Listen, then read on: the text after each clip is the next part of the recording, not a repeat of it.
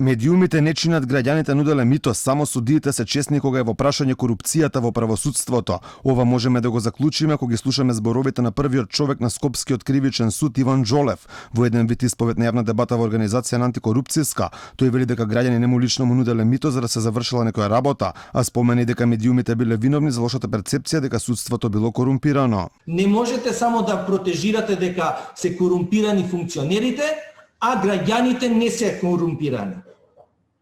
Па вие, јас ќе ви кажам, на мене ми пристапуваат голем број на луѓе, граѓани, кои што самите викаат, слушај, дај за оваа работа, вака така, ајде, викам, ве молам.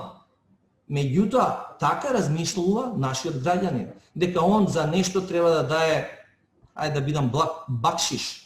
Очигледно првиот човек на кривичен треба да се обрати до меѓународните институции задолжени за оценување на условите во правосудството, бидејќи покрај за Джолев проблематичните медиуми, корупцијата меѓу судиите е проблем и за Стейт департментот. Многу бизниси кои работат во Македонија, вклучително и некои американски бизниси, ја идентификуваат корупцијата како проблем во владините тендери и во судството.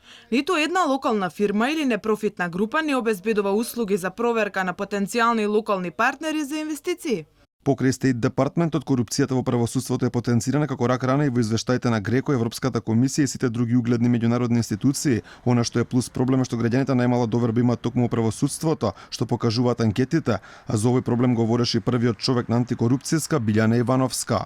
81% од граѓаните на Република Северна Македонија сметаат дека судството е најкорумпирано. Ако е за утеха, овој процент е малку помал од претходната година, за некој 8%, меѓутоа сепак е многу висок.